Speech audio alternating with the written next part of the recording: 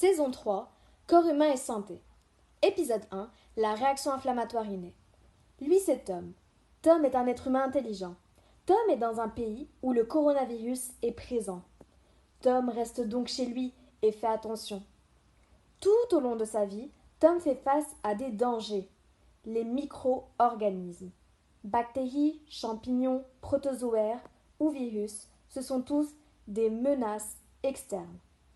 Ces micro-organismes peuvent être pathogènes et engendrer des maladies et sont susceptibles de contaminer Tom en franchissant ses barrières naturelles, comme sa peau.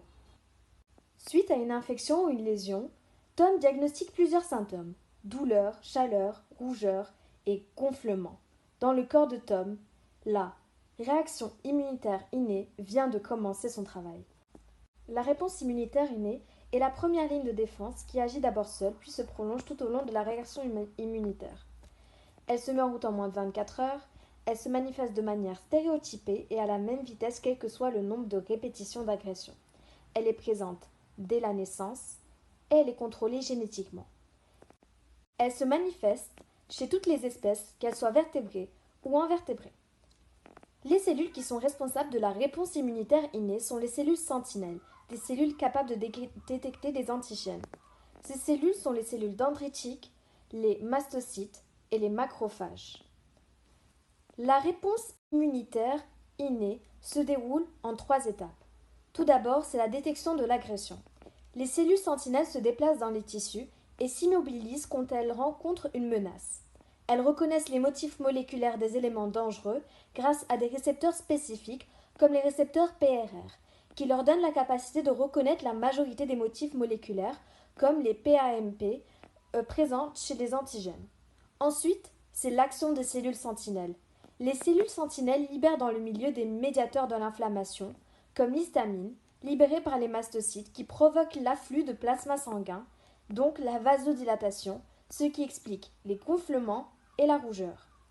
La prostaglandine active des nocicepteurs, des fibres nerveuses sensibles à la douleur, et cause une augmentation de la chaleur, c'est la thermogénèse, pour augmenter la production d'enzymes. Elle explique donc la chaleur et la douleur. Le TNF, quant à lui, est libéré par les macrophages et provoque la production de sélectine, qui permet la traversée des vaisseaux par les granulocytes et les monocytes. Ensuite, c'est l'élimination de l'agresseur. Les macrophages et les granulocytes éliminent les éléments dangereux en les phagocytant. La phagocytose se déroule en 4 étapes. La première étape, c'est l'adhésion. Les éléments étrangers adhèrent à la membrane des phagocytes grâce aux récepteurs qui ont permis de les identifier. La deuxième, l'ingestion. La cellule se déforme et englobe la particule dans une vacuole en l'entourant par des prolongements cytoplasmiques. La troisième, c'est la digestion. Des enzymes digestives contenues dans des vésicules cytoplasmiques sont déversées dans le phagosome.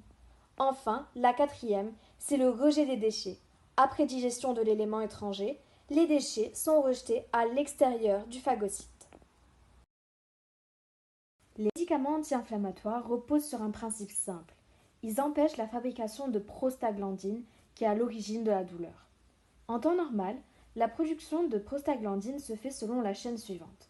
Tout d'abord, les molécules de la membrane, les phospholipides membranaires, s'emboîtent avec la phospholipase, qui est un substrat. Leur combinaison donne l'acide arachidonique, c'est le produit. L'action se reproduit de nouveau, mais cette fois, le substrat est l'acide arachidonique, l'enzyme est la COX, la cyclooxygénase, et leur produit est la prostaglandine.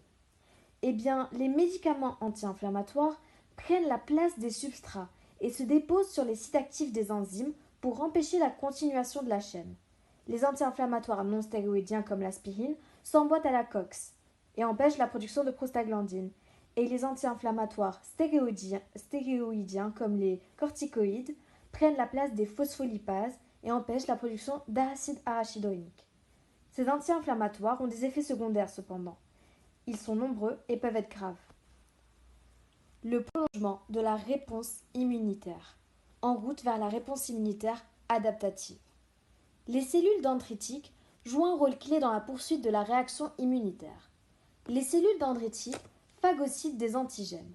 Elles digèrent alors les protéines de ces antigènes qu'elles associent avec des molécules présentes sur la membrane plasmique, appelées CMH.